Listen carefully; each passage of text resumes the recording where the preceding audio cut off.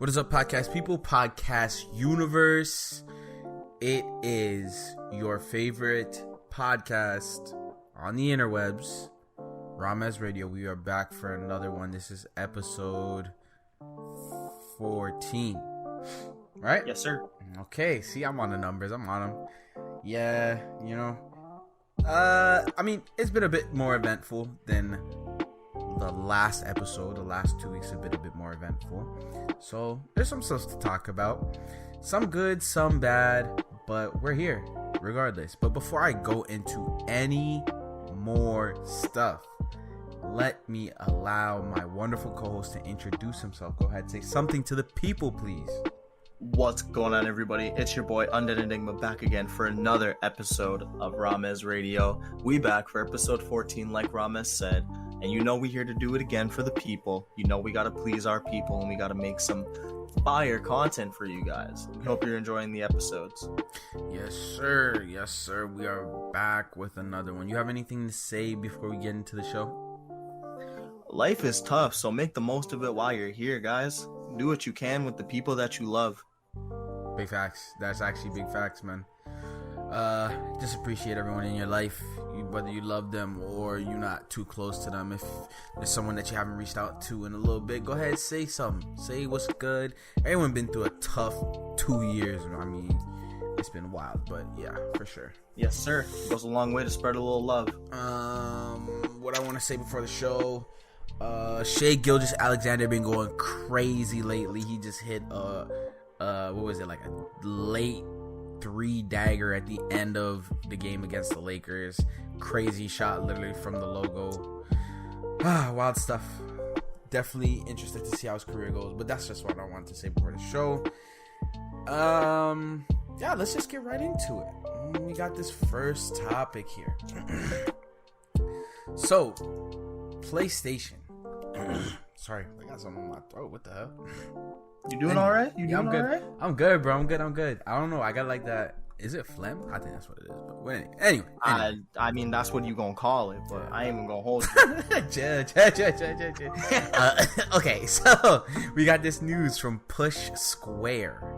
PushSquare.com. They put out an article, and it says hacking group claims big PS5 hack breakthrough has been made.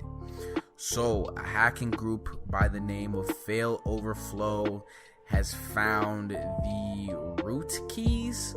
I'm not exactly what that means, but I know that the hacker kids, they gonna love this. Pretty much what this is alluding to is that they've begun to start working on hacking the PS5, and I'm guessing doing different types of homebrews and stuff like that. That's what I'm guessing this means. So pretty interesting news. The PS5 came out, I want to say 2019, right?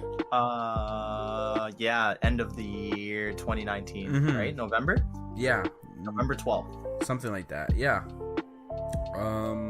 So it's actually really early for there to already be mentions of hacks, because I don't know if you remember, but when they started making an emulator for the PS3, I think it's, what is it called? RPS3C or something like that. RPCS3? Yeah, RPCS3. That started a while after. That started into the PS4's life, like midway into the PS4's life around that time. So it's kind of interesting that they've been able to do it this early, and they're already finding different little exploits. What do you think about this, Enigma? How do you feel about this PS5 breakthrough?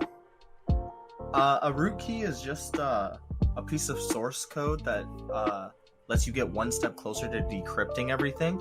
So basically, this just means that they're one step closer to figuring out like being able to read the PS5's actual source code and how it like tells games to be run, because that's basically what you're emulating when you're emulating a console. You're emulating the functions, the functionality. So I mean, this is cool in the sense that like you said, we're one step closer to hacking PS5s. But at the same time, it's like it brings this like moral dilemma that I've always had with the games industry, and this is something that Nintendo's been struggling with a lot right now because the Switch uses a lot of emulation software and emulating technology, which is cool and helps games run better, but makes it really easy to be hacked. Like they had the problem with Metroid Dread being pirated to hell as soon as it came out. Like a lot of people were pirating it. It was bad. So I think that's I don't know, it's like this moral dilemma where it's like you don't want to be not supporting the industry because games need to be bought for more games to be made, or else they're going to stop making games. But at the same time, it's like if they're going to keep not putting heart or any effort into games and making these half-hearted, half-ass games that are just like games as a service or games that they just want to cash in on, then how bad do I really feel about not paying for a game that I don't think deserves it? But it's like, I don't know. It's a really tough position to be in. It's a really rocky landscape to teeter, but I think it's cool. Yeah, I'm kind of in the same boat as you. What's crazy when you actually talk about the Nintendo situation, when you look at the Switch and what they've been through, their hacks started a long time ago. Their hacks, and what's crazy was when they hacked it, like, all the games started working instantly. Like, I don't know what it was. It's because the Switch uses emulation to run a lot of its stuff, if I'm not mistaken. Yeah, because I remember when they got what's that emulator on the PC called? The Switch one? I don't know what it's called. But I remember when they started getting it to work, when I heard everyone talking about it, like, they were able to get every game to work. Like, everything was working. So that's wild. I mean, why buy a Switch, especially when it's hard to buy a Switch now and people are marking prices up, when if you have a pretty good gaming PC, you could just get an emulator and the game for free, pretty much. Like, it's, you know, you're right, it is a big dilemma. But I guess it just keeps gaming companies on their toes. Like, they have to make good products, you know. And I'm just interested to see where this PS5 hacking is gonna go. Like, are they gonna find workarounds for online? Like, how far is this gonna go exactly? I wonder how easy it's gonna be to make the emulation too, because if I'm not mistaken, what people were saying when they looked at the architecture of the PS5 and the Xbox Series, one thing that I kept hearing over and over and over again was that these are very, very close to computers. Like, the architecture is very close to computers. So I'm not sure how easy the emulation will be. It sounds like it might be kind of easy, but I mean, emulation? No. I mean, you're thinking about it. You're thinking about it in a hardware way. Emulation has nothing to do with hardware. It's software based. Emulation is telling your computer's hardware to mimic the PlayStation 3 or the Xbox 360 or the DS or whatever you're emulating. It's telling your computer's hardware to mimic that software, like that piece of hardware, and operate like it, so that it will read those game files, like PlayStation ISOs or whatever you're reading. Oh, okay. You're telling your hardware to mimic the behaviors of that hardware. It has nothing to do with your actual hardware. It has to do with how the company has that hardware reading and writing the software, which is why we need the what are they called? Root keys. Yeah. Okay. Interesting. Yeah. I mean, I'm definitely gonna be watching this. Well, I'm pretty sure we're gonna hear about it if anything, if they make another really big breakthrough in this category. But it's crazy that this is happening this early. It's really crazy, because looking at PS3, that emulator didn't come until a while into the PS4's life. To my knowledge, we don't even have a PS4 emulator, so it's wild that they got this moving so quickly. But I mean, it is what it is. Anything else to say about this topic? I think it's still going to be a while before we see any actual active emulation of the PlayStation 5, especially because Sony is actively making money from it. Like the PlayStation 5s aren't being sold like majority secondhand or anything. People can't even really get their hands on it to begin with. So this is still their like main flagship thing. They're going to be cracking down on emulation projects and like ISO file hosting websites left, right, and center. So it's probably going to be pretty hard to find a consistent source to be downloading these ISOs from in the first place. I think we still have a ways to go before it's going to become any sort of like homogenized, or where it's like you can choose to, emulate a PlayStation 5 instead of buying one. I think it'll still be a while before that. Hey man, all I know is for that PS3 emulator, back when I was trying it out and playing it allegedly, it wasn't too hard for me to find them games, bro. For me at least. Allegedly, because I do everything by the book. But I've heard it's not too hard to find. But as you said, yeah, it might be a little ways away, but that's cool. I don't think anyone is complaining right now. Like I said, when you were using the PS3 emulator, they weren't making the PS3s and making money off of it. They were making PlayStation 4s and PlayStation 5s. That's what I'm talking about. They're actively making money off this, so they care more. Oh yeah, that's why Nintendo's cracking down on all the ROM like sharing websites for Switch games, because for the same reason, they're actively making money off of it. Nintendo's a little bit more petty. That's what people complain about whenever Nintendo takes down like ROM websites that be hosting like old Pokemon games and stuff like that, because Nintendo doesn't make any money off of that, but they still take down everything. Yeah, that is true. That is definitely true. They be going after Game Boy Color ROMs and all types of crazy stuff. Super Nintendo, Super Famicom games that you'll never see again in your life. Oh my gosh, man. Nintendo's a character. Why should I pay $150 for a physical copy of Chrono Trigger? For what? Hell no. I mean, you didn't honestly, bro. They put that game on I have that on the SES. What is it? The SNES Mini? Is that what it's called? Yeah. The retro thing. But retro. But what is that doing? It's emulating it. Yeah, it's emulating it. I mean, I had that game allegedly too before that, but that's what I'm trying to say. Anyway, this guy gonna get me turned up. Go play Chrono Trigger, folks. That's a good JRPG right there. That's a good game. That's a good game right there. And I don't even like JRPGs like that. And that's a good game. But anyway, moving on to another gaming topic that's actually pretty interesting. This kind of came out of the blue for me, at least. Yo, this hit me in left field too. Don't worry. Yeah, like this definitely jumped out. Netflix Games, an article by The Verge, is available on your iPhone and iPad now. So I didn't even know that there was a Netflix. Maybe because I use an iPhone, but I didn't even know that there was a Netflix Games in general. Apparently this had already been on Android for some time, but now it's officially on the iOS platforms. So they're coming with 5 launch games for the iOS. Stranger Things 1984, Stranger Things 3 the game. So it's already 2 Stranger Things. 2 Stranger Things games, yeah. I guess, but it's the start. Shooting Hoops, Teeter, and Card Blast. So they also just announced a game, Hex Tech Mayhem, a League of Legends story. All these will be free to Netflix subscribers. So if you already have a Netflix account, it's not like you're paying an additional subscription service.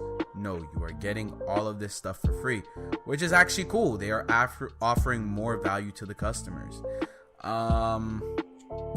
This is interesting. I want to see how this is gonna go. I feel like eventually Netflix might become a publisher. Well, it actually kind of sounds like they already are a publisher, actually. Aren't they?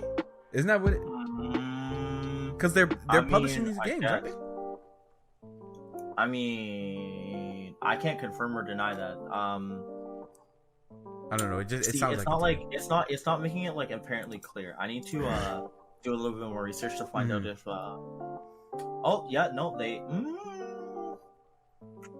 because those are their IPs. That's irrelevant. Another company can develop the game, but oh well, yeah, that's true. Yeah, no, but publish it though. Isn't publishing different than? I'm looking. I know exactly what you're asking.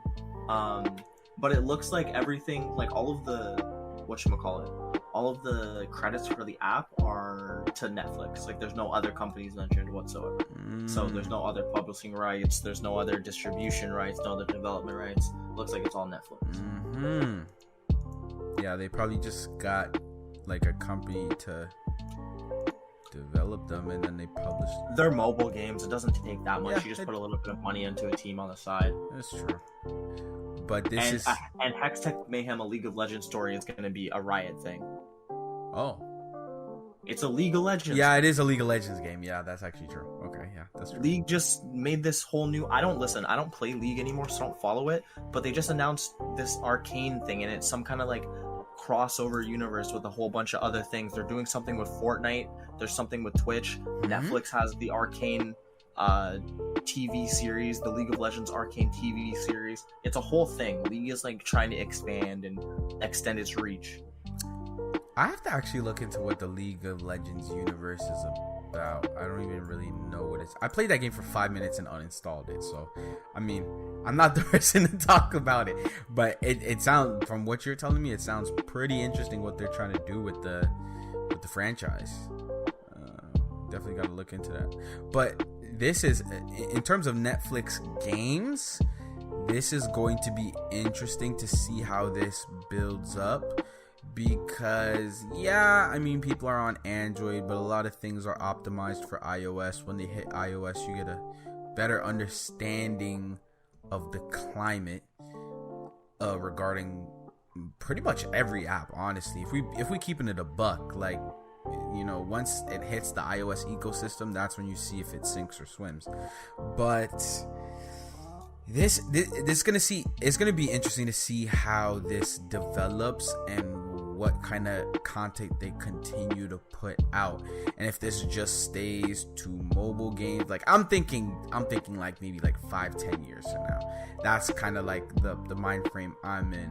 Like, does this extend from just mobile games into like potentially, you know, not that they're gonna make like some Forspoken or some Spider-Man Miles Morales type beat, but something on consoles potentially, maybe. I mean, I don't know. We'll see. Yeah. I'm looking at the League game, Hextech Mayhem.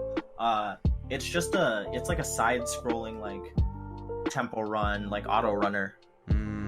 Like you play as Ziggs, you throw bombs, infinite runner. Yeah. Like, yeah, you just blow up enemies, pick up collectibles, that type of thing. It's just an auto runner. So I mean, 5-10 years down the road, if this goes well and they make a lot of money from it, then I'm sure that it can expand and continue. But I don't know how long I really think that Netflix as a company is going to be able to keep growing. They've been hemorrhaging money for so long, and they're putting so much effort and resources behind their originals, which is cool when you get like hit bangers like Squid Game. But for every Squid Game, there's 10 Santa Clarita Diets. Nah, that's a quote right there, bro. That's the quote of the show right there for sure. That's definitely the quote of the show. That is true. And you know what? That's a thing. Side note, that's a thing that a lot of people don't talk about with tech companies. And a lot of these tech companies don't be making money for like the first 5, 6, sometimes even 7 years.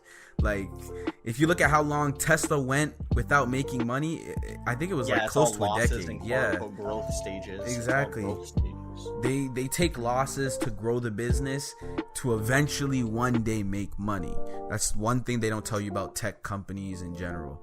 So I don't think Netflix has ever turned a profit. I don't think they.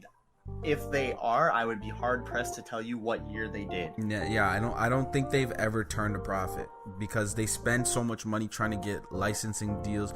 Like, you know, you have something like Squid Game that'll like go crazy and like make them a lot of money, or like Bird Box or something that everyone is like, you know, like trying to subscribe to watch. But in terms of like actually making money on a quarter-to-quarter basis, I don't think they've ever profited on a quarter, which is crazy.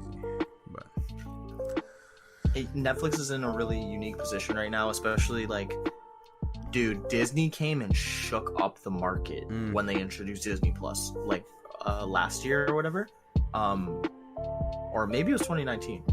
Anyways, Disney came and shook up the market when they introduced that, because every single issue that you mentioned about like why Netflix doesn't turn a profit, Disney doesn't have to deal with. Licensing fees, they own all there of that. are exactly. no licensing fees. And not only that, now if any other streaming service wants a Disney like IP, you can have it for a premium that we're not paying. Yeah, it's Disney they're separate from every streaming, and it's not just Disney. Remember, they own Marvel, True. Lucasfilms, all the Star Wars stuff. True. National Geographic. Oh yeah, they own do the own Simpsons. National Geographic. They own Fox. Yeah.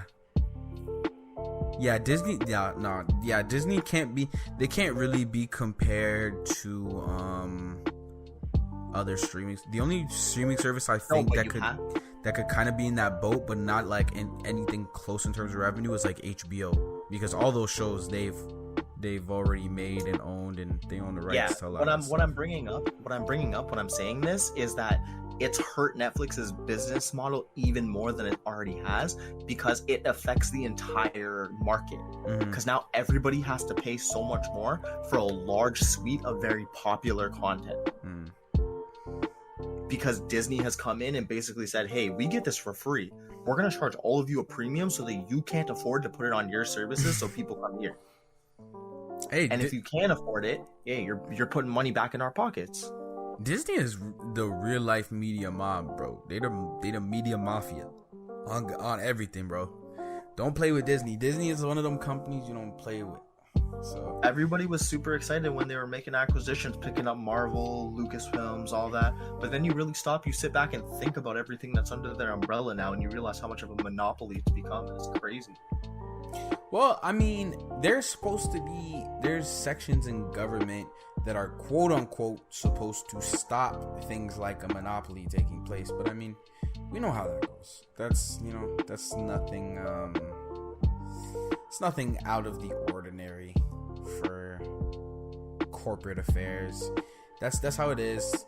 One company buys another company, that company buys another company, they become a conglomerate, they make a whole bunch more money and just keep buying companies until they own like 40, 50, 60% of the revenue share.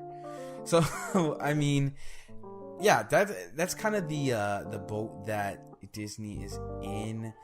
But it'd be crazy if Disney came out with like a Disney Games thing, because they have so many characters and stuff they could put. They could just make. I feel like Disney could just like do anything, honestly, anything they want to do. But there's like, I agree. But there's so much more money in just like licensing it out to other people. That's true. And getting paid royalties off of the intellectual property. That is true. I wonder what the business model is for these games, though. For the Netflix thing? Yeah. I think it's a because I don't think they would run ads, right? They wouldn't run ads. No, it's like no ads, no in-app purchases, as far as I was reading. But yeah, I think it's just like you have the subscription, you go, you download the game, you play it. So it's kind I of think at some point they're gonna start probably like implementing tiers and locking more games behind tiers and stuff like that, because that's just how Netflix does. Like that's how they expand and increase their revenue. But we'll see. Yeah, I'm not super optimistic about it. I don't think it's gonna turn into anything that's gonna like shake up like the modern environment, because I don't think that a lot of people who are subscribing to Netflix are looking for a suite of like fancy flashy mobile games for their phones per se. I don't necessarily know that this, like, the market that they're aiming for is the right market, but like is within their current user base. Sorry, that's kind of what I mean. But we'll see how it plays out. Yeah, I feel like, I don't know. I feel like microtransactions gotta come eventually, because I mean that's just like the easiest way to make money off of mobile games. But I mean, it depends the direction they're trying to go with it. If they want to go that, yeah, you know, you pay the Netflix subscription, no microtransactions, none of that stuff, then I mean, I guess. But really and truly, where all the money is in mobile gaming is the microtransactions. Because if you can get like 500,000 people to buy a $2 skin, that's $1 million right there for nothing. Like, for pretty much nothing. So, hey, I feel like it'll probably come. They'll probably try and make some multiplayer game or something and start to charge microtransactions, because I mean, then they would actually start to make some decent profits. But once again, we'll have to see where that goes. I don't know. I'd be giving out ideas for free, I guess, but whatever. Yeah, they need to put us on the board of directors. They need to start paying me for these ideas. These ideas ain't free. They go have to start paying me through my inbox for this shit, man. But anyway, I'll send them the cash app. I'm gonna forward it to them. Don't worry. Anything else to say about Netflix games? Nah, I don't really have a lot of faith in Netflix gaming or Netflix games, whatever you want to call it, whatever the like program is called. I don't think it's gonna be something that's here to stay. But I'm willing to be proven pleasantly incorrect by that. I already have Netflix, so I mean, I'm gonna try it. It's literally free for me. I'm gonna try it. I'm gonna see if I like it. I'm not even really a mobile game person like that, but I mean, yeah, like I don't free. really even play mobile games. Yeah, it's free. I literally just use my phone to text on it, or you know, just normal phone stuff. Like I usually don't play. Yeah. I hear you. You know, sometimes you gotta open that other tab on the browser. Anyway. Moving on to music. Oh, the man everybody loves to hate. Kanye Omari West coming with another crazy take. But what makes him make that crazy take, we'll get into it. Big Sean has left Good Music. If you remember, he did in fact peace out. Yeah, if you remember back in the 2011 to 13 days, Good Music was a really big thing. They were shaking stuff up. I remember at one point they were putting out, they were putting out a song like every Friday. They were calling them Good Fridays. Iconic moments. That's when we got Travis Scott, we got Designer for the little bit, we got, who else came out of the Good Music brand? Obviously Big Sean, Push. Well, Push was already big before that, but Tiana Taylor, whole bunch of people, Sci-Hi to Prince. We got a whole bunch of people out of Good Music, but it slowly just started to fade as Kanye was not really focused on music. He was more trying to get into his fashion thing, and then it pretty much just started. You know that Kanye doesn't run Good Music anymore, right? He doesn't? Pusha T is the label president of Good Music for the last like 4 years or something. Damn. Kanye hasn't ran Good Music in forever. That's why I don't know why they still call it Kanye's label. He really don't even care. He really don't even care. But yeah, people just started leaving left, right, up, down, and center. And the only big artist that's still on Good Music is Pusha T. Everybody else left. Yeah. And that's only because Pusha T is label president. Yeah, that's what I'm saying. He gotta hold it down. So Kanye came out and said that Big Sean was the worst signing he had ever made.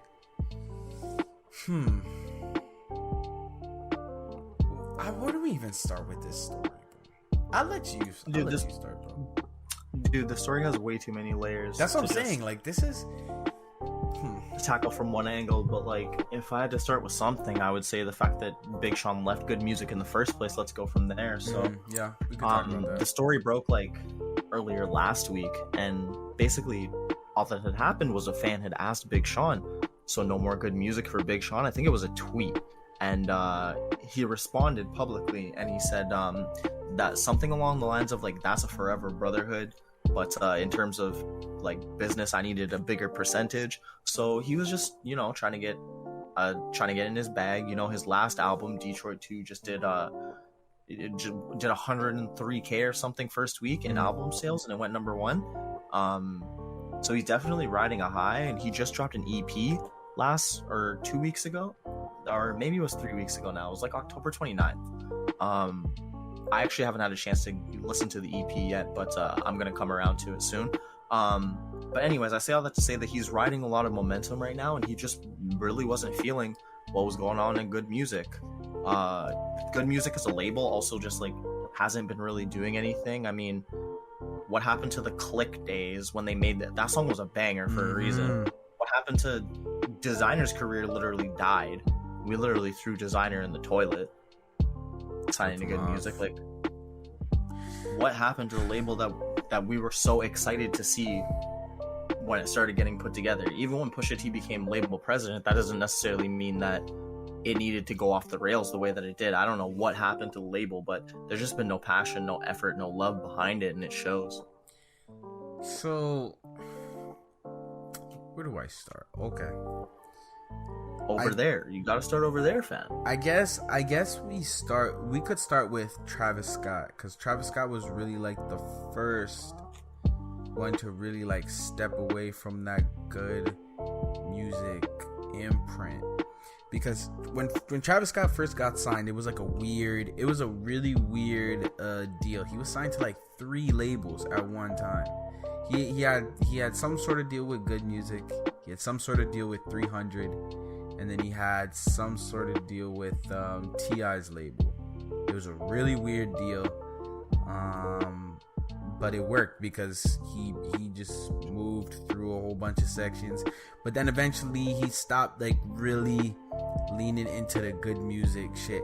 A lot of people don't know that Travis Scott actually helped. It was Travis Scott and Kid Cudi. They kind of helped push that Good Music sound that you were hearing back in like 2012, 13, 14. Kanye and Travis Scott were the ones that were really pushing it. But Travis Scott kind of distanced himself, and then who was it? I think it was Kid Cudi back when they had the feud. Then they signed Designer. No, they signed Designer first, then Kid Cudi left. Designer fell off sometime in between that. Tiana Taylor had her last album back when they were doing the 7-song albums every month. Yeah, Kanye just kind of abandoned it. Pusha T, I mean, he's the president, but the thing about Good Music kind of reminds me of Def Jam. If you know about Def Jam, you know that they're one of those labels that they will sign you and they don't really give a fuck. Like, oh, sorry. Well, I mean, we like 30 minutes in, bro. We passed the 10 minute time clock. We good. Like, Def Jam don't give a shit a fuck, bro. They don't give a fuck. They will sign you and not pay you. We heard about that with Logic. Logic had some producer make a beat for him, and Def Jam didn't cut the check, and Logic had to pay that man out of his pocket. All types of crazy shit. So, I mean, they're very similar in the way that they're run. They just kind of sign you, get checks off you, and when you call, they don't really care. But okay, moving into Big Sean. I understand why Big Sean left. I mean, he wasn't really getting anything in terms of notoriety, or you could even say clout, from being on Good Music anymore. Then, as you were talking about, he felt like he wanted more of a financial gain from the label. He wasn't getting it, so he left. I think he's independent now. He's signed under his own label. To my knowledge, he's signed under his own label now. Big Sean. I think so. Yeah, I remember who was it? It was not Yasin. It was what's his name? Is it Blackie? Was Blackie? I think Blackie was the one that made the video, but he is signed under his own label. I don't remember what it's called. So I mean, he's definitely gonna be getting he's gonna be getting a larger cut of the revenue from albums. And Big Sean has a fan base. Big Sean is one of those artists that I guess I can kind of move on to the Kanye quote, because it actually kind of links into what I'm saying.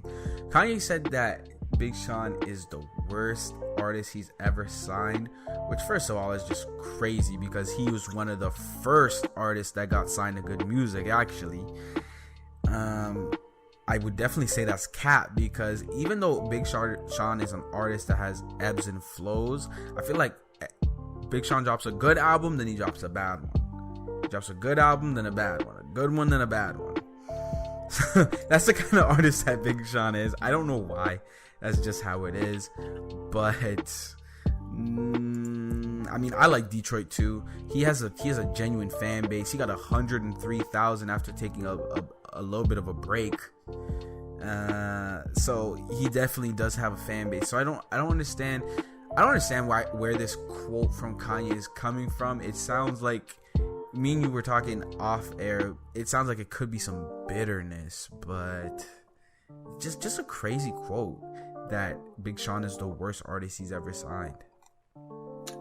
I think it was just like animosity to the fact that Big Sean left to go be by himself, and just kind of Kanye sort of protecting his ego.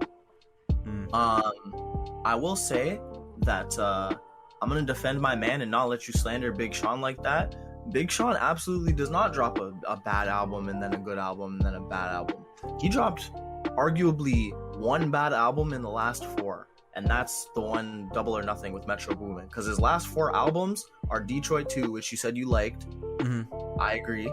I Decided, which is a banger. That's the one that says has Bounce Back, Jump Out the Window, No Favors. That album was a banger. No one's telling me that album. No, that album, that one was good. That one was good. And Dark Sky Paradise, which is the one with I don't F with You, Blessings, all that. Those are his last 4 albums. Hall of Fame was bad though. Hall of Fame was bad. Hall of Fame was before those last 4 albums. But that's what I'm saying. Like, I didn't say Hall of Fame wasn't bad. I said he's not hot then cold. Hall of Fame was bad. No, the perception around Big Sean. All I'm saying is he got better over time. I don't think he's inconsistent. When you say he drops a good album, then a bad album, then a good album, that's what that suggests. I don't agree with that. I agree that Hall of Fame was a bad album. I think it was. I'm not okay. So here, let me clarify. I gotta give my man his flowers, bro. I'm sorry. Hey, trust me, I like Big Sean too. I'm not even hating. I like Big Sean too. I like Big Sean, but the perception of Big Sean is that he has ebbs and flows. He has highs and lows. He'll drop a good album, solid. You like a lot of them, and then he drops a project that people don't really like. That is kind of the perception. I've heard plenty of people and seen many comments. I know this is kind of like what's it called, an anecdotal fallacy. No, I don't think it's anecdotal. The reason why I disagree with it is because the albums that we just talked about in those last 4, the songs that I mentioned are popular from the mainstream. I don't F with You, Blessings, all that stuff. Those are mainstream things. I mean, that's true, but like, how many people listen like 10 songs into the album? Not many, which is why I don't think you can say that public perception is that he drops good and bad albums. I think you have a niche perspective on it. That's what I'm trying to drag out of you. You have a hip hop head's perspective on it. But Big Sean drops like food music. He feeds the masses. Okay, yeah, I can see that. I definitely don't think that the public perception is that Big Sean is hot then cold. I think that's a hip hop head Like, I think that's more of an opinion in the music sphere. I think that most people think that Big Sean is just like like a decent rapper. He's just okay. Okay. Well, yeah. That I see your point. I see where you're coming from. I don't know. Maybe you're right. Maybe I am looking from a hip hop listener's perspective. But I agree that I hear a lot of people say that, but I hear a lot of people say that in the hip hop sphere. I just think that the majority of, like, the common listener and his demographic that he makes music for, and the demographic that got him to number one, I don't know if I necessarily feel that way, but that's just me. Yeah, I see where you're coming from. I see where you're coming from with that one. I just don't agree with Kanye saying that he's the worst artist he ever said. That's very crazy.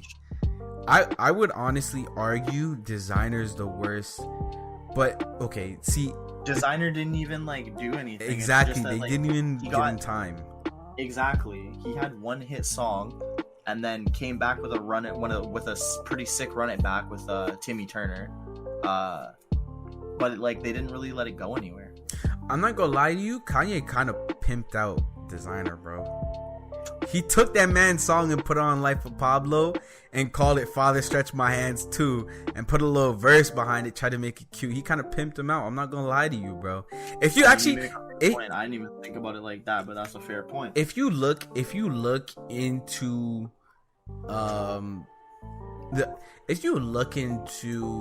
the way that not only Kanye, but maybe Travis Scott gets this from Kanye as well. He's like, Kanye is very like, he wants you for a specific purpose, and after he gets that from you, if he feels like you can't give him any more, it's kind of quiet, bro, which is one thing I don't really like about Kanye. But I mean, it's Kanye, bro. What do you want me to say? I definitely see that in Travis Scott a lot too, though, because once Travis Scott gets that juice from you, it's kind of quiet for you. You know what I'm saying? It's kind of quiet. Look what happened to Smoke Perp. Look what happened to Smoke Perp, bro. Damn, I mean, you make a fair point, but I feel like Smoke Perp kind of killed his own career. Yeah, at the same time, he put his foot so far in his own mouth at such an early stage in his career that, like, it was like, how much more can you really try to do for the guy? That's actually true. Speaking, anything else to say about this though?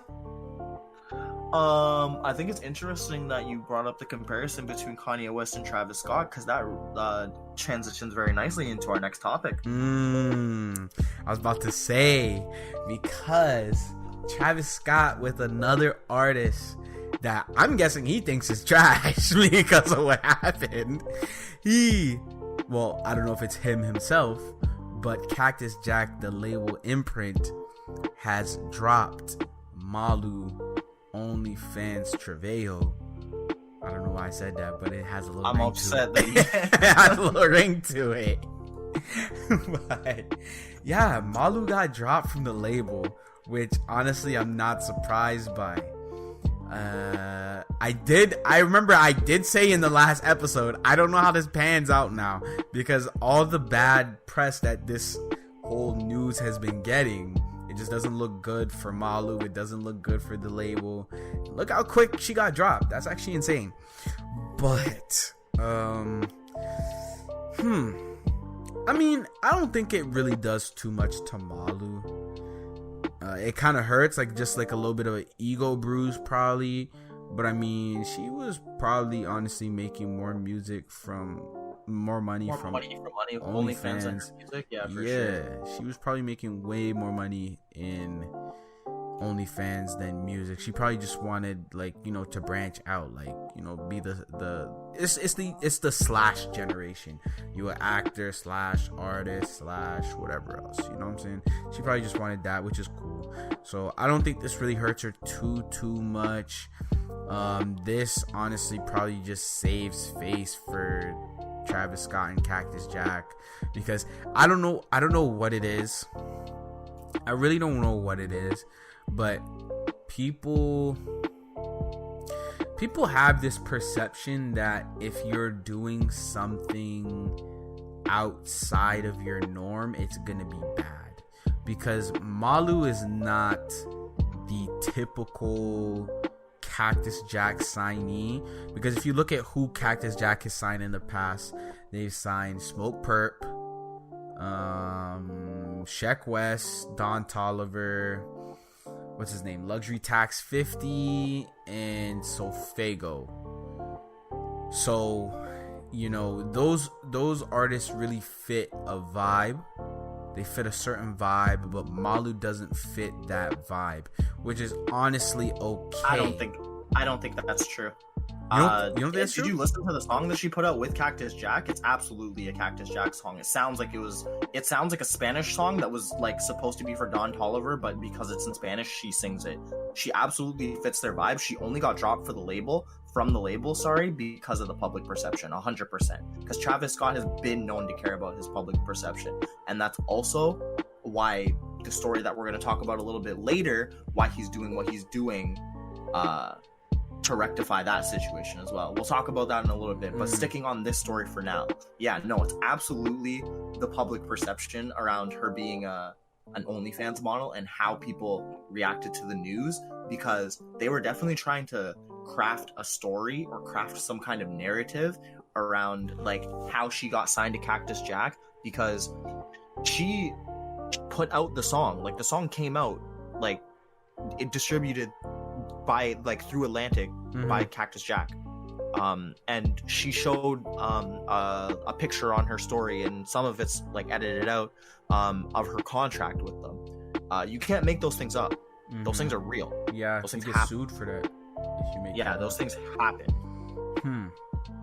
So honestly, she definitely only got dropped from the label, and with the timing of it, she only got dropped, like, it was literally like a couple days after her song came out that she announced that she had been dropped. And like, all of this was basically done with her like venting in some weird cursive font on her story on like Instagram or something.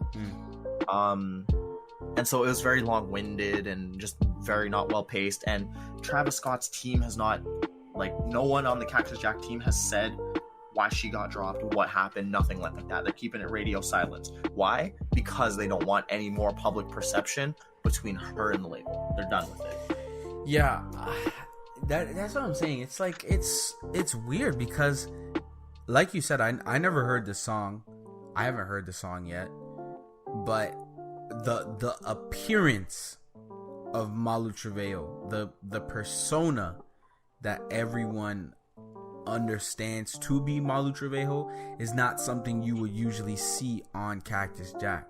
So, there's nothing wrong with that, honestly, though, because look at TDE and SZA. SZA does not fit into the signings of like J-Rock and Schoolboy Q.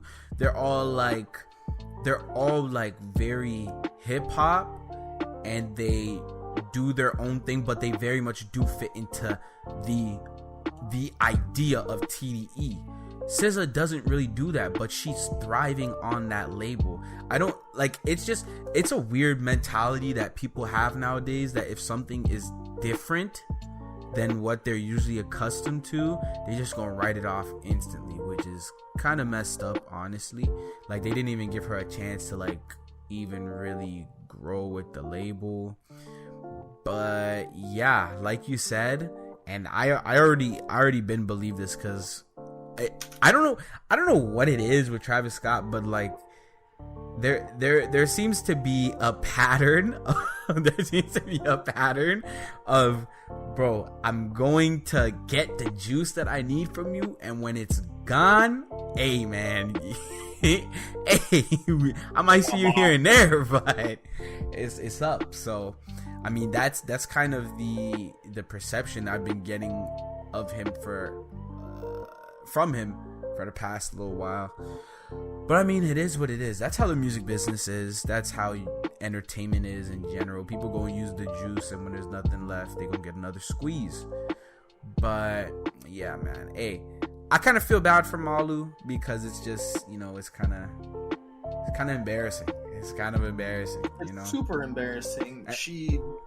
It went so far as to have her like like publicly announced that she was being signed and basically get called a liar by Travis Scott's manager. And then when people actually did a little bit of digging and realized that she wasn't lying, they were like, well, shit, now we gotta drop her. What? Yeah, it's, I don't know. It's like that's like everyone, that's like people calling you crazy for some shit that you did, but you didn't even do it. Like, it's like, bro, the facts is right here, but nobody gonna say like nothing when you show the facts. That's like people calling you crazy for something that you saw when you show them a video that you took of you being there. Yeah, it's, I don't, hey, as I said, the internet culture is weird, bro. The internet culture in a whole is weird, because you could show someone something, the proof is there, but they still gonna just say whatever they want to say, and they never gonna try and rectify the wrongs. So yeah, I actually kind of do feel bad for Malu, you know. And plus, the thing is, she's only like 18. Like, she's still very young. Like, you know, this is not like, I don't know if it's traumatic or anything to her, but like, this is definitely not a good look or a good situation for her. No, and you know that a girl like her age and her demographic definitely looks up to someone like a Travis Scott. Like, she definitely, even if she's like, he's not one of her favorite artists, having the opportunity to work with someone like that probably meant a lot to her, and it probably just shattered her dreams and her perceptions of like music as a whole. That's crazy. And Travis Scott didn't even come out and say anything. Like, bro, you're the face of that label. Don't you think? Like, bro, that's insane. That's like the Lakers come out and they sign somebody, and that man is saying, bro, I got signed. But Jeannie Buss is not saying nothing. Like, are you insane? Like, you own the team. Say you signed them. Like, I don't know, bro. I don't know. It's weird. That's a really good analogy. Like, it's just a weird look. That like, when that story came out, it had me looking at Travis Scott funny, because it's like, bro, you obviously had some sort of hand in this. Like, there's no way she just got signed to Cactus Jack and you didn't hear about it. Like, bro, come out and say something. Like, defend this girl. Like, you literally signed her, bro, and he didn't say anything. Like, that, honestly, that had me like, looking someone at come get funny. your mans. No, yeah, literally, yeah. It was a situation of like, is someone gonna come get their mans, and no one showed up. Yeah, that definitely had me looking at him funny. But hey, man, I guess this is the Travis Scoot show. Hey, you got anything else to say about this one? Yeah, no, it's super unfortunate for her, like you were saying. While it's still a learning experience, and I'm sure that like she's gonna have other opportunities and she's gonna be able to grow from this. And also, I'd like to note that this story did give her attention and notoriety, so there's a very likelihood that she got a couple more OnlyFans subscribers because of it, and a couple more people checked out her music. So both of those things may be good. But I think that her career has no defined position yet. It can still go up from here, and it can still plummet from here. It all depends on her and how hard she wants to put in the work. I don't listen to Spanish music. I don't understand what they're saying. I don't understand all of the music that I listen to, but I understand it to a point.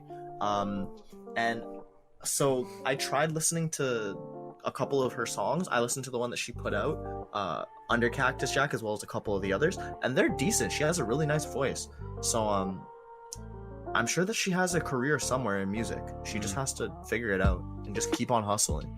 That's what I will say. Yeah, that's the thing I heard. I heard she actually can like really sing. Like, I heard she. Hey, once again, you know what? I have to go listen to the song that she put out, because I haven't heard it. As I said, I don't really listen to Latin X music. I'm not into it, just because the simple fact that I don't really understand what they're saying. But I mean, I've heard she can actually really sing. Like, she has a pretty good voice. So yeah, as you said, she probably does have some sort of music career. She's big on what is it, IG and TikTok, I want to say. So I mean, we know she's big on OnlyFans. Yeah, definitely. Yeah. But yeah, she definitely could have some sort of music career. I mean, Cardi B was a stripper at one point, so nothing is impossible. just I kind of do feel bad for her. I'm not gonna lie to you. I do feel bad for her. She's young. She got a really big opportunity in her eyes, and the person that gave it to her didn't even claim her, which is insane. Has me looking at him crazy, but that is that. Moving on to another Travis Scoot topic. This is our last topic of the show. We'll make this the last topic because this is a beefy one as well. Travis Scoot, he has... I can't call him Travis Scoot. I was like, yo, I ain't even gonna say anything. Nah, you've done it to me too many times at this point. You know, I just think about Travis scooting his ass across the carpet like a dog. Like just sitting across the carpet, just Hey, man. Cactus Jack off himself has it just gets better and better. And ladies and gentlemen, this is peak content. Oh my god, bro. Hey, man. So Travis Scott, he had his annual Astroworld Fest. I hate saying Astroworld Fest. I just say Astro Fest because it's shorter. You know, it's easier to say. But he had his annual fest. I think it's been going on for 3 years now. And okay, where do we start? So the show was sold out. Obviously, it's a Travis Scoot show. He's very popular, very well known. Show sold out, but he then goes on IG and says, I finessed some more tickets for y'all. So this already is sounding like it's gonna be a crazy Astro Fest. Then the festival starts. People are ramming the barricades. They're running through the security. It's insane. You know how Travis Scott's fans are. They're rowdy. They're wild. They jumping off of balconies and all types of crazy stuff at the shows. So this is, it's nothing out of the ordinary for a Travis Scott event. So, the festivities are going on because I don't know if some people know or don't know. It's an actual festival, so there's stuff to do there as well other than listen to music. So the festivities are going on and everything, but so this all leads up to the actual show. So Travis Scott does the show. Apparently, before the show even started, he was warned by the Houston PD that you should probably shut this down because it's way over capacity for the venue. Apparently this was relayed to Travis Scott himself, like he heard this as well, and continued to go on with the show. He said the show must go on. It's nothing, it's nothing. We're gonna make it through. So the show starts, and this was bad. Apparently there was 50,000 people there at one time. Like 50,000 people watching the performance. Everyone was bum rushing the front, which pretty much put everyone at the front of the stage at danger, because imagine like 40 something thousand people pushing on like a few hundred people at the front. Like, it's gonna get hectic. People are doing mosh pits and everything, and then people start fainting and passing out, which is actually not uncommon for festivals. It's not, but what happened next is insane. So these people start passing out, and people are getting hurt, and so we then get no let me finish. So the show finishes. You can even see at some points when because this was live streamed on Apple Music, you can even see at some points he has to stop the show and like tell people, okay, like back up, like the paramedics are trying to get through, and there's like people jumping on the ambulance carts, and it's insane. The show ends, and we get the news that like hundreds of people have been injured and at least 8 people have died at one concert. So where do we, bro, there's so many places you could start with this. I'll let you go, Enigma, because I've been talking for a little bit. I'll let you go. Yeah, this nigga took the avenue to explain the story. This guy hit the folks all over the story. Anyways, yeah, this story was kind of crazy. We got confirmation only recently of two things. That the police say there was someone running through the crowds injecting people with drugs in a needle, which is kind of crazy. And this was actually confirmed by one of the security guards that was working there that was apparently also stabbed in the neck and needed to be treated. So that's crazy. And then, yeah, people getting trampled, stepped on, pushed, crushed. They couldn't breathe at the front because there was no space and room. And it's been a crazy story because a lot of things have developed over these past couple weeks as we got the news. A lot of people were blaming Travis Scott for it, not only because it was his event, but also because, you know, Travis Scott, like you said, was warned that the event was probably going to be over capacity. There were several times where people were like someone came up on stage and tried to tell him, like, yo, there's like a situation going on, you need to deal with this. And then he just kind of like got upset and just continued the show. It just seems like he wasn't really paying attention and wasn't being attentive. And he also kind of promotes, you know, that the fans are called Ragers. Mm-hmm. I'm sure you know this. Yeah. So that just like that kind of environment is just kind of that like go hard behavior is kind of promoted at Travis concerts, and I think it just got out of hand. There's also a lot of like speculation on the fact that what are they called? The security teams weren't very well trained or weren't well equipped to handle this, and probably understaffed because like apparently there wasn't any security at the front of the stage to even prevent this from happening in the first place. And usually there would be security at the front to make sure that people couldn't crowd and people were like properly in their spots and stuff. Because like the people who were originally in the front, like a lot of the people who got injured and trampled, paid to be there. Mm-hmm. Yeah, they paid to be in the front, no? Yeah, they paid to be in the front. It was just people trying to get closer and, you know, trying to see something cool in Gucci. That basically resulted in, I don't know why I said Gucci. I don't know why I said it like that. You know what I'm saying? Yeah, I know what you. Yeah, were something from the cool. back Yeah, who wanted to see a better show. They wanted a better view of the show. They got too close and they crushed people, and it was crazy. So, okay, you bring up the security. Honestly, I don't think like security can't even like you can't put any like literally zero blame on the security because okay. Imagine they had 200. You can't put any blame on the security. How can you put blame on security when there's probably that's what they're hired to do, control the situation. No. Listen. I'm listening. You can't really like put blame on security though, because how many security guards did they have there? What, probably like 100, 200? So it's not the security company's fault that there weren't enough security guards there. No, I'm not saying the security company. I'm saying the actual security guards there. I don't care about the company. The company knows how many people is roughly going to be there, because they probably tell them, they're like, okay, there's going to be this amount of people there. We need XYZ security guards. I'm not saying it's the security company.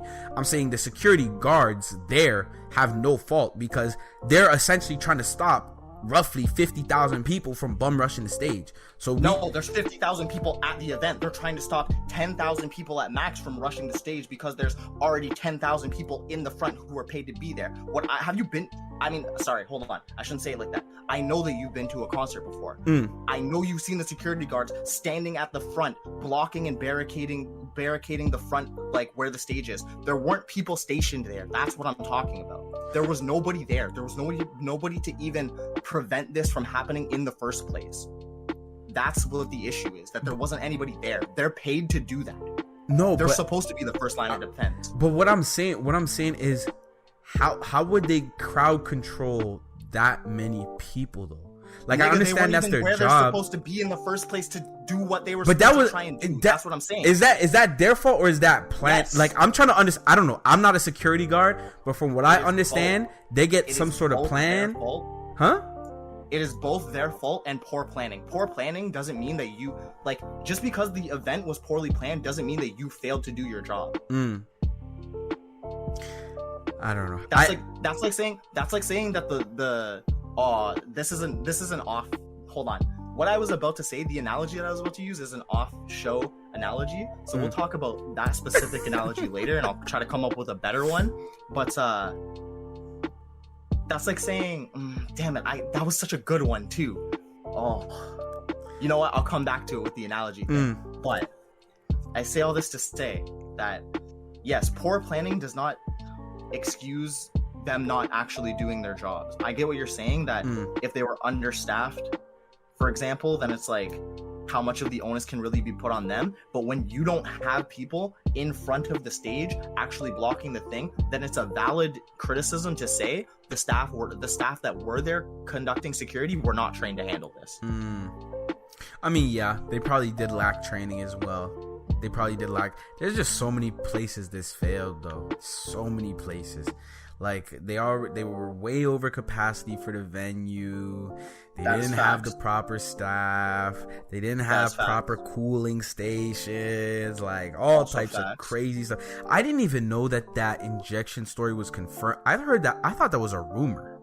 It was a rumor, And then the police chief that was giving that like conference came back out and said that there was a security guard at the event who got juked in the neck. Bro. Which also, my man, how are you lacking so hard that you got juked in the neck, fam? You better stay 10 toes down. No, I'm kidding. Nah, that's hey, that is insane, bro. Imagine you go to a concert and a man's just running up with a knife, just poking you with like, bro. The syringe, yeah, insane. I don't know how this went. This probably went so bad because the thing with Travis Scott shows is all his shows are like this, and I have a very interesting point. They all get kind of reckless, but I have a very interesting point. I'm gonna bring it up at the end though. All Travis Scott's shows are like this, so it's not something out of the normal for people to bum rush the stage. He literally got arrested. I don't remember what state it was in, but he got arrested in a state because he was doing a show and he literally told everyone, yo, bum rush the stage, fuck security, and he bum rushed the stage. He got arrested for like inciting a riot because he had everyone bum rush the stage. People were getting hurt. Like, this is a normal, that's the thing, this is a normal Travis Scott show. Like, this is not anything out of the ordinary for a Travis Scott show. So it's like, that's probably why they thought it was gonna be okay. Yeah, except for the death.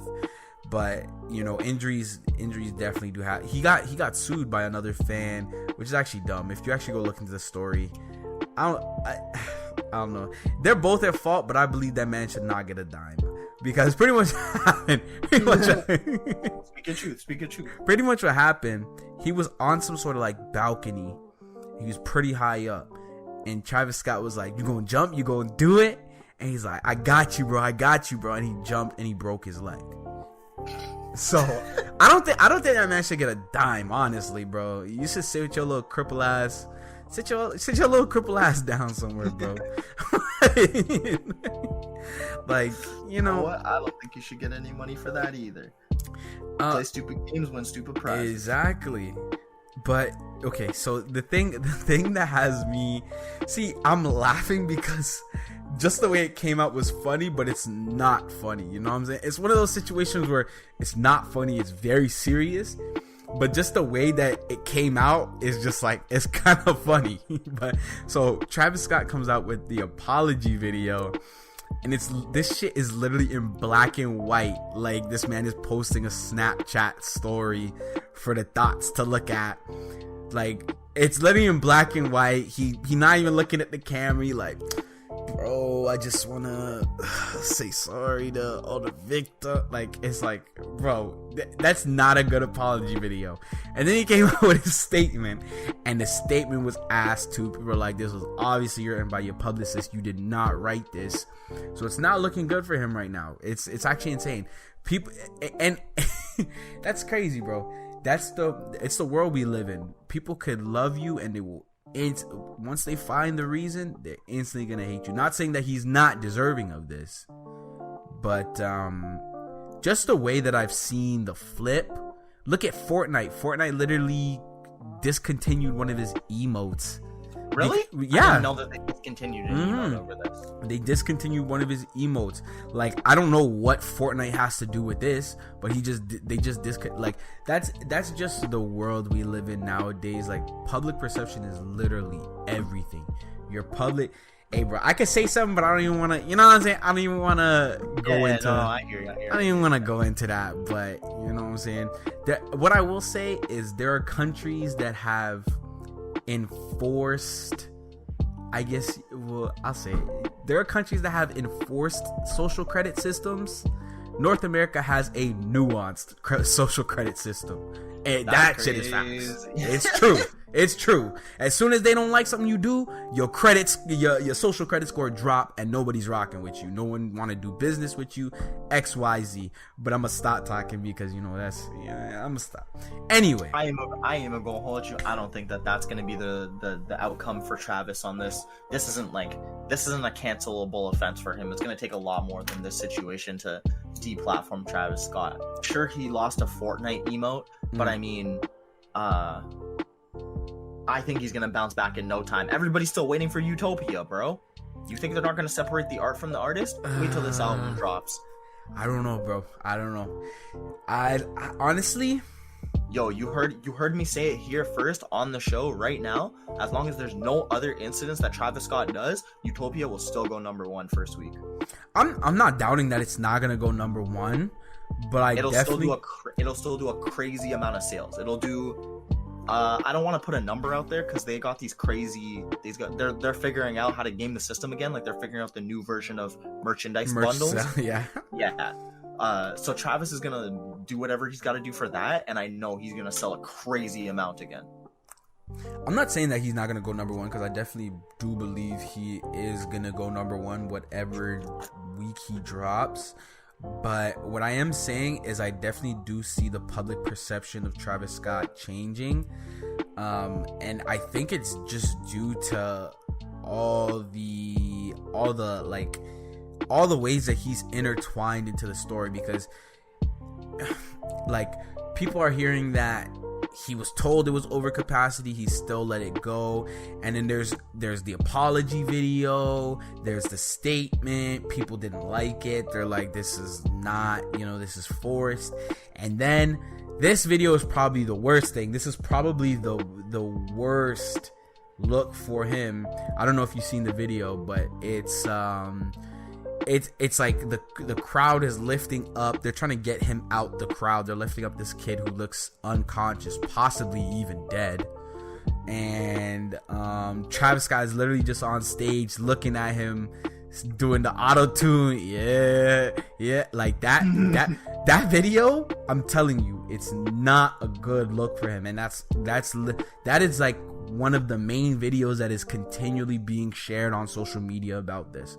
They're seeing Travis Scott just looking, which is actually out of context. The video is out of context. But once again, as I said, once people see something in the eyes of public perception, that's how they're taking it, and they're not gonna look at another perspective. The way they see it is the way people don't really like. Public perception doesn't look twice. Exactly. So I definitely do see the perception on Travis Scott changing. Will this change the trajectory of his career to come? Nah, I don't think so. You don't think so? Nah, I don't think that this is an impactful enough event for people to stop rocking with Travis. I don't know, bro. I don't know. This kind of reminds me. No, what are you gonna say? This hasn't changed his like social perception, if that makes any sense. Like, as long as the industry continues to still like promote his music in the way that they have, then he's fine. Because the only reason why like artists that we've seen in the past even 5 years that have been up have fallen off wasn't organically. It was because the machine stopped supporting them. 6ix9ine, Tory Lanez. Who else is blackballed from the industry? A lot of independent artists, like a lot of people who went independent. Anybody who was up before they went independent, it's usually the lack of industry support that stops their music from, reaching people. But as long as Travis Scott's music is still going to reach people, people are going to separate the artist from the art, and people are going to keep rocking with it, for sure. I don't know. I kind of feel like, and this is actually a really good comparison when I think about it now. This is Travis Scott's Kanye West, Beyonce had one of the best videos of all time moment. This is that moment for him right now. Because what Travis Scott is essentially going to have to do, Travis Scott is going to have to go incognito for a little bit. And he's going to have to drop some fire ass music so people forget about this shit. I definitely see this as the moment. I'm not going to say that this is make or break for his career, but this is definitely something that people are going to look to see how he bounces back from this, because it's not a good look. And one thing, I mean, yeah, I understand what you said in terms of being blackballed and XYZ, but you got to remember those labels work off of public perception too. You could make music that people love, and a good example of this that I always look back to is X had such a strong fan base. He was getting millions of plays. He was a really solid up and coming artist, but he had that news, he had the controversy that came out about him. I remember at one point they literally started taking X off of Spotify playlists. That's how serious it was. So stop right there. What did I say? What did I actually say? You said if Travis still has industry support, which is the industry still gets him put on playlists, which is the industry still promotes his music. That's what I'm talking about. That's true. I'm talking about as long as the industry ignores what he did and doesn't blackball him, he's fine. His career will be fine. If they care about it and they stop supporting him, then yeah, he's screwed. He's fucked. No, but I understand what you're saying, but what I'm saying is public perception. I'm being Travis Scott didn't kill anybody. X put his hands on that woman. Whether you believe he did or not, it was directly he put his hands on that woman. Travis Scott didn't kill anybody. As long as the event is surrounded around him, but he didn't kill anybody.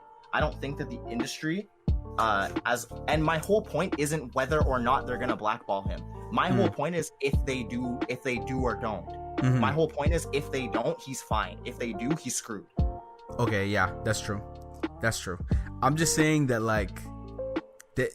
this, as I said, I don't think this is a do or die moment for his career, because I definitely do think that if Travis Scott keeps putting out music that people like, he'll obviously bounce back. This will be something people look back in the future and just look at and be like, damn, that was crazy. But I mean, it's not looking good. As long as you have like a big like moment happen, then I mean, I guess like something can make this all go away, right? Because I mean, like X got the stimulus package when he passed, unfortunately, and he got playlisting again and stuff. True. Yeah, it does depends on a few stuff, but I don't see him being looked at in the mainstream media as just that, because like Travis Scott had a hell of a run from 2018 to 2019. Like that year and a half, that I feel like that's one of the best runs, like one of the best like rollout / post rollout moments in like hip hop history, because within that time span he had FORTNITE, he had the album, he did the Super Bowl, he had the Rolling Stone like that rollout, post rollout year and a half, I feel like is top 5 in hip hop ever, because just the amount of stuff that he was doing, the Nike collab, like bro, I'm telling you, it was an insane run. I don't know if Travis Scott will get it that good again. I honestly don't know after this, because no, definitely not. This is like, that was definitely like he was riding the peak, and he finally had the event that put him on like the downswing of the roller coaster. I can agree with you there. Yeah, like I don't think Travis Scott is gonna see a run like that in a while, or if ever. Honestly, like, I'm being so serious, because the thing with certain people, when people don't like you, and once again, this is why public perception is so important. When people don't like you, they will do everything in their power to make sure you're not in certain places. So it's gonna be interesting to see not only how he bounces back from this, but just what his perception is to the mainstream media, not just the hip-hop heads, because a lot of hip-hop heads is still gonna rock with his music, but the mainstream, like Ellen and all those places, we gonna have to see what they gonna do with him, because I feel like he's not gonna be in a lot of those places anymore. Just keeping it G real. But I don't think that's an unreasonable expectation. But the point that I want to bring up, that I actually think is super interesting, that no one is thinking about, what does the next Travis Scott show look like? Because if his shows can't have that, because what I'm guessing is gonna happen is he's gonna have to be super tight on the next few shows he does. What does that do to the perception of the Travis Scott show? Because that's why so many people love Travis Scott. Honestly, I don't think he's the greatest performer. He has amazing energy, but in terms of actually performing music, I feel like he's not even on Don Toliver's level, honestly, because if Don Toliver is a way better performer in terms of music. I don't even want to get on that. I don't even want to get on that topic. But yeah, all right. What does a Travis Scott show look like? What is the perception of a Travis Scott show now? Because if you can't rage and bum rush the stage and, you know, do all the stuff that the Travis Scott fans like doing, what happens to the outlook of his shows? I don't think anyone's thinking about that. Like, does he still get, I don't know. Like, that's just interesting. I want to see what his next show is gonna look like.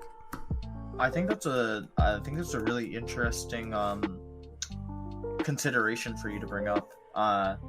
Yeah, it's not something that I really thought about moving forward, especially because, I mean, it just, a lot of people in the media are taking this story in the sense of, it's less about Travis Scott's shows are always like this, and more so this was like, the media is kind of portraying this as a one-off event, even though, like, we are very aware of the fact that, you know what I mean, though? Yeah, I know what you mean. Yeah, kind of dealing with it as if, like, it's not always like this at Travis Scott shows. Yeah, like, this is just some one-off thing. Like, yeah, it's not like the next show.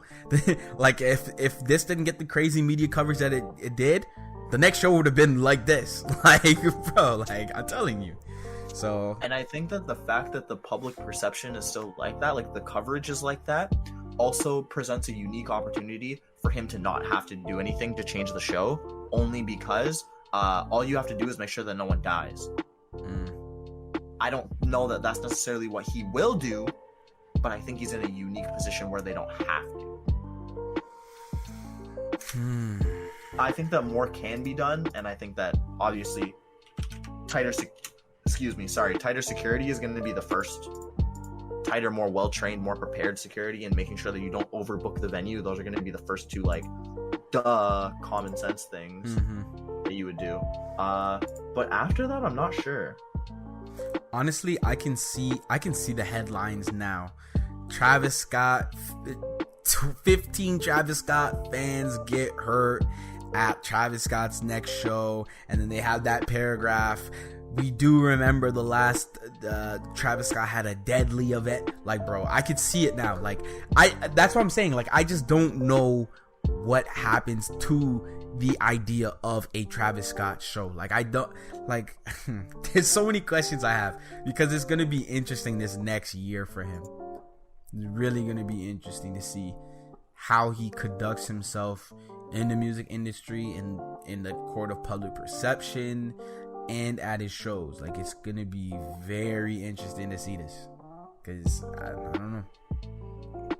don't know, but I don't know either. I don't think that anybody is going to be able to successfully predict what we're going to see at the next couple of Travis Scott shows, but I think that everybody's going to have an eye out to see what goes down. For sure. Anything else to say about this topic, though? I feel like I've said a good amount about this. Honestly, not really. I think that I've said everything on that was on my chest. The main thing that, if I had to kind of summarize my thoughts around this and kind of run it back one more time, would be everybody just needs to understand, like, you paid for the experience that you were meant to experience. I understand that some people want to get closer and they want to like see more of the show and they want to get more excited, but this situation that we just like talked about and dealt with was way too far. That was just, there has to be a limit. There has to be some level of like understanding to yourself when enough is enough, and I think that's something that everybody can afford to remind themselves about from time to time. And stay safe out there. True. If you are going to a concert or a festival, 1, stay hydrated. 2, try to stay in an area that you feel is safe. 3, watch anything you drinking. Don't take any weird drugs from anyone that you don't know, because that's a thing at Coachella too. Something they don't tell you at Coachella is a lot of people be overdosing and dying because they just be taking random drugs from people. So, just have good concert etiquette. If you see someone passed out at a concert or look like they about to faint or XYZ, go ahead, help them up. Try and keep them, you there to enjoy the show. You're not there to risk your life to be a rager, you know what I'm saying? And I'm not paying like $300, $400, $500 to get pushed and trampled on. I'm gonna stay my little ass home. But yes, sir. That's all I got to say on this one. Yeah, home. For sure. I'm gonna stay my ass home. But that's all I have to say about this. We can go ahead and wrap this show up. Thank you to everyone that listened this far ahead into the show. If you listen to the show, if you made it this far, say Travi Patty, I love you, daddy.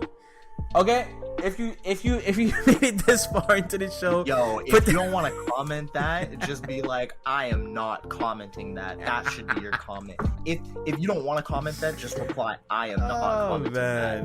And that's how I'll know that you were here for your boy. Travi Patty, I love you, daddy. Come on, let's go, bruh. Hey man, shout out to all the listeners, all the supporters, all the people that share the pod, all the people that tweet about the pod, all the people that I don't know, all the people that tell me I'm an L streamer. Shout out to all y'all. I love all of you. They just hate. They hate us because they ain't us. But it's all love. It is. I love all of y'all. Yeah, I don't even have anything. I don't have any end of the show notes. I already said I love y'all. Thank you for coming through. I appreciate you guys. Enigma, anything you have to say before you get on out of here? Not too many show notes. A couple last things that I'm gonna bring up. I was gonna mention this in the gaming section. I've been shilling the hell out of Tales of Arise when it came out, talking about how good the story was. I'm near the end of the game now and the story falls off. I'm not gonna hold you guys. I'm not gonna tell you guys what happens, but I will say that's for a game that started out with such heavy like themes about slavery and like racial differences and stuff, they do still like address that, but they definitely take a couple cop-outs and the story definitely lightens itself. So I just wanted to say that because it was a topic that was very like near and dear to me, and I wanted to quantify that because when a game like tries to tackle heavy subject like that, sometimes it's very interesting to people. Yeah, keep going. The other thing that I was gonna say was what Mr. Travi did to Malu Trevejo isn't cool, but that's just how the industry goes sometimes. And it just goes to show everybody that there's no such thing as job security nowadays in any field or any industry.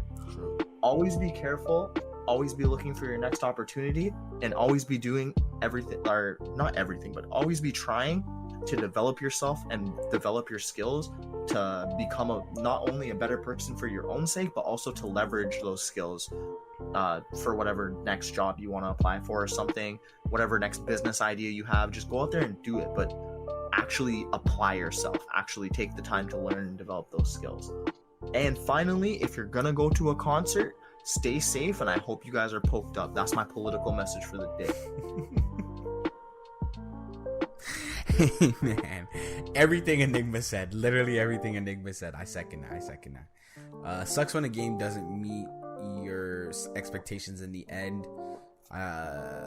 That's tough, especially when you've loved the game like maybe like 50, 60, 70% of the way through, and it just doesn't have that nice ending to wrap it all up. It sucks, it really does. But I mean, sounds like the game on a whole is okay. Yeah, the game is good. It's just the fact that they had such a serious and heavy like subject matter, because the game really is like focused on slavery, racism, and discrimination. Those are like the key concepts that come from like the first hour of the game. The fact that those heavy elements kind of drop off, I think, is something that's worth mentioning to people before they get into it. Okay. Because I think that's big, you know? That's not a light topic to handle in a game, and that's something that you have to handle very carefully. Yeah, it's true. You gotta make sure you do it, not even respect, but you do it with thought and intention. I understand what you mean, for sure. Yeah, sounds like I might have to get that game on sale. But, it's a sale picker upper for sure. If you haven't played a Tales of game before, this is a nice one to give a try. Pick it up on sale if you get a chance, guys. That's all I have to say for the podcast. Yeah, I'll try it out for sure. But podcast people, podcast universe. Oh, before I go, everything at It's Ramehs, YouTube, Twitch, IG, Twitter. I posted a little pic on IG. I was a little thought out here for a little bit. The sweeter man still. Yeah. UndeadEnigma. Shout out your socials right quick before we get. Yeah, everything's pretty much UndeadEnigma. If it's not that, it's at Sequoia Walters, but you'll find me. True. You gotta do that brand. I know. You gotta do it. I know. Look at this guy. This guy's my freaking marketing consultant. It's good for the brand, bro. It's good for the brand. But yeah, podcast people, podcast universe. You're checking in, checking out. I love y'all so much. Travi Patty, I love you, daddy. This has been Ramehs Radio. Hey, bro, I'm gonna keep saying that. I love it. He can see my face through the screen. We're not even on a video call, but he can just see my face through the screen right now. He knows. Oh my gosh. Hey, man. Ramehs Radio, episode 14. Bro, we are out of here. I love y'all. Peace.